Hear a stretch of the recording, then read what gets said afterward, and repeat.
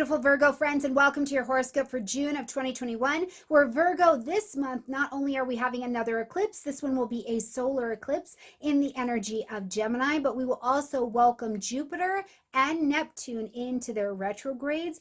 In addition to that, we will also be welcoming the second of 3 squares between Saturn and Uranus. And this, I think, is really important this month for you to be leaning into and paying attention to, because as these two are coming together for the second time, the first time they hit, they gave you an indicator of what you're working on right now. And now we're going to see how it's going with the efforts and the learning that you're putting into it. But I think it's important to kind of bow down into it and see what this is really trying to help you surrender so that you can grow, okay?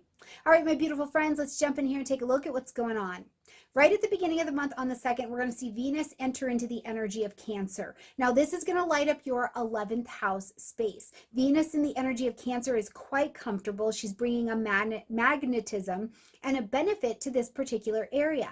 So this could be a place for you in the 11th house, Virgo. If there was a time, over the last handful of months, or my goodness, during the pandemic, you were feeling a little bit distant from your tribe, or you were feeling a little bit distant from the closeness or the nurturing or that family feel of even the women around you or your tribe or your friendships around you, this could be a time as we're traveling throughout June, you feel like a rejoining with that energy for sure. Whatever is happening in this 11th house for you though, really what Venus is trying to do is bring you enough benefit and enough balance to see what you really want to nurture here, Cancer. And the 11th house is also a space and a place where we are making decisions about our long range plans, goals, and designs. With Venus and Cancer, do you find value, Venus, in family, creating a family, making more family, tending to your family, whatever it is over this next handful of weeks, or really throughout the month of June, this could be a question that's on your table. What's happening with my family? On the 10th, we're going to have a new moon solar eclipse at 19 degrees of Gemini, which will light up the tip top of your chart. So up there in the midheaven, the career house, the 10th house, okay? Now, the new moon solar eclipse is still our new moon for the month. So it says we're going to plant our seeds of intention to begin something new here, but it's a beginning that will take shape over the next 6 months, okay? In Gemini energy, this has a lot to do with learning, with siblings, with neighbors, with conversations, with a renewing of your mind. But in the 10th house, this can have to do very specifically with your work, with your career, with the working that you do. But I want to keep in mind that in May, we had a lunar eclipse in Sagittarius, which would have been at the bottom of your chart. So home, family, real estate, property. And it said, hey, we've got to shift. Something in this next 6 months has to end, or we have to make an adjustment to the family area of our chart yet again. And now we've got this solar eclipse that says, okay, we'll shift and we'll change at home, but it will also make space for us in the world, in our soul level calling, in our title, in what we're known as, in what we do for work, right? So I will ask you at this particular new moon, what did you see back in May that was shifting? Is this the time where you get here in May and you're like, yeah, I'm definitely quitting this job. I want to work from home. I want home to be the center of my workspace. Are you connecting and talking and learning more about how to do that? Are you, what are you putting down and ready to begin in a fresh way, especially fresh of mind, in this 10th house area of career and reputation for yourself? Now, on the 11th, we see Mars move into the energy of Leo. This will be in your 12th house. Now, Mars in the energy of Leo in general is very happy. They're very comfortable working together in that particular arrangement, and it can be a lot of energy. But it is in your 12th house space until the end of July. So one of the things I do want you to pay attention to with Mars in the 12th house is you do have to pay attention to how much rest you're getting, and that you move your body enough to kind of dispel that Mars energy, because it can create an abundance of energy, and then you're like staying up, you feel like your schedule is a little bit erratic. It can certainly create a very active dream life for you. But another great place I think is a good place to go here, Virgo, is, are you actively with a big heart, with a desire, with like full of grace and power, pursuing your spiritual life?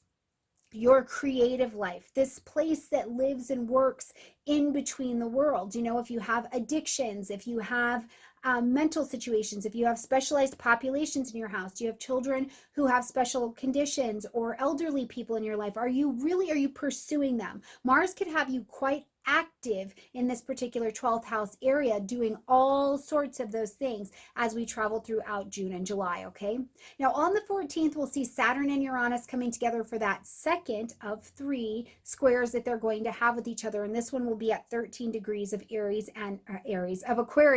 and Taurus. Okay, now you have already seen where they have squared between your 9th house and your 6th house. These are the areas of challenge. 9th house, expansion, my beliefs, my faith. That's a very big one, right? My 6th house, daily routines, health, being of service to other people. These two are in square with each other. And as Saturn and Uranus are squaring in these two particular signs, you've been way too fixed. What's worked for a very long time is not working anymore, and you're being pushed upon, frustrated to actually surrender some control and try it a different way, right? In the 9th house up there, this is an absolute push to get a different faith, to get a different philosophy, to get a different belief pattern or system, so that you can go forward and innovate your life by applying something different. So you're really under this particular square. It's a frustrating energy, and it can bring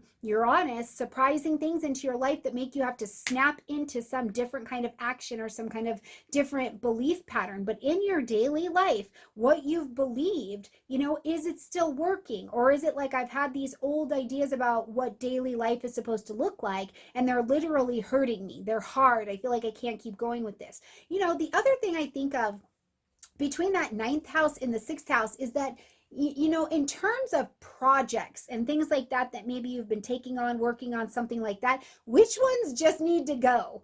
Which ones just need to go? It's like, no, the plate is too full. I can't actually even eat that, or where do you have things going on in your life where you're too spread out and it's like, I can't actually be of good service to all of these areas. So it's really, we're trimming a lot of fat, but we do it in a way that forces us to get into our own being and our own lives and really see where we're being a little bit too stubborn. Okay, on the 20th, it's a busy day. We'll see the sun move into the energy of Cancer, welcoming in the solstice, whether it's winter or summer, just depending on where you're at, lighting up that 11th house space for you. But we'll also see Jupiter take its retrograde in the energy of Pisces, so right across the street from you in that opposition, so in the 7th house. Now, as we have a day where there's motions going on, when there are stationings and motion happening, these can be days that feel pretty intense, where it's like, whoa, I'm kind of on a little roller coaster. So give yourself a little bit of grace on this particular day, and as the world is unfolding,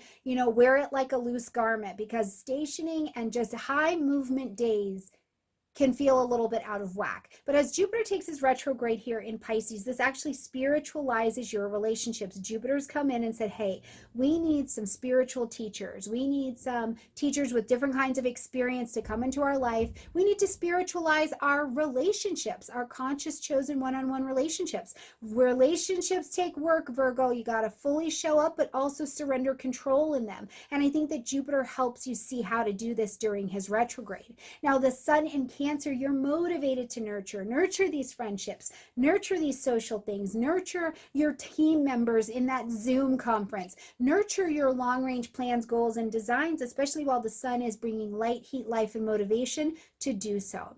On the 22nd, Mercury, your ruling planet, is going to be coming out of retrograde. Hey, that's pretty exciting, right? Now, it's coming out of retrograde in fellow Gemini, or fellow Mercury-ruled sign, Gemini. So it'll be coming out of retrograde at 16 degrees of Gemini in your 10th house. So again, up here in the tip top of the chart, the career zone. So now that Mercury is going to be out of retrograde, you can find yourself making more decisions or feeling more comfortable making bigger decisions around career, around reputation, around status, and things like that.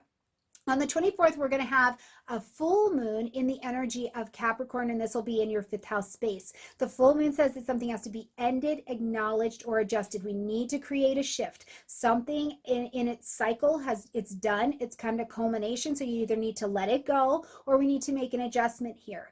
Now, this full moon in Capricorn is about achieving. It's about work. It's about status. It's about reputation. And in the fifth house, this is children. This is children. This is self-expression. This is your heart. This is taking a risk with something, right? But ultimately, I feel like this particular full moon, especially because it's got lots of love coming from Jupiter. Now, there will be some tension because Mars is heading into a square with Uranus. So this can be a bit frustrating. So maybe at this full moon, you're being forced to let go of something or adjust something that you don't feel ready to, but that thing is ready to. And that happens with children all the time. You're like, oh, I'm not ready for you to be 20. You were just 3. You know what I mean? Like, whatever the story is, you could be put in a position where you're having to adjust because you realize again that in order to fully achieve, to mature, to move forward, you've got to make these adjustments. Now, if this does tie in again with these ideas of I want to work from home, if Capricorn in this particular area says, you know what, these kids are still on Zoom, I can't be working and teaching everybody math, or I can't do this, I need to work from home. My business, my reputation needs to be in the home. This could be something that you're making a change with as well, okay? On the 25th, we see Neptune moving into its retrograde, also in the energy of Pisces. So in that 7th house as well. When Neptune goes retrograde, it gets real. We do not have the benefit of like a daydream kind of energy because Neptune flips around. So it's very real. So in your relationships, the need to Jupiter retrograde, spiritualize and learn and gain wisdom from other people becomes very real and very concrete and immediate, okay? So as things get real and you're like, whoa, this is, Henny no Coke. There is no chaser with my life right now around relationships. Take that seriously and realign with the ideals that are right for you spiritually, internally, in your vibration around these relationships, okay? As we close out the month on the 27th, Venus is going to move into the energy of Leo, which will be just back there in your 12th house space. Venus in Leo in the 12th house, I'm going to tell you, really take to heart, Leo, what's important to you. You're going to be heading into birthday time before you know it. So as Venus is here giving you pampering, giving you permission to settle and see the benefit of spiritual growth, to really open your heart, put your heart on your sleeve, put your heart in your mouth, put a message in your mouth that allows freedom and spiritual connection and vulnerability into your life and with other people. But also Venus and Leo, I think, allows you to see, Virgo, that it is okay to surrender control and allow what's next to come in. And that is the risk that comes with being in that Leo energy, okay? Now, Venus is still coming into the 12th house. So past jobs, past lovers, the past could also be coming in with Venus moving through the 12th house space as well. So keep me posted in the comment section down below what's rolling in for you, okay? All right, my beautiful friends, I love you, and I'll see you next month. Bye, everyone.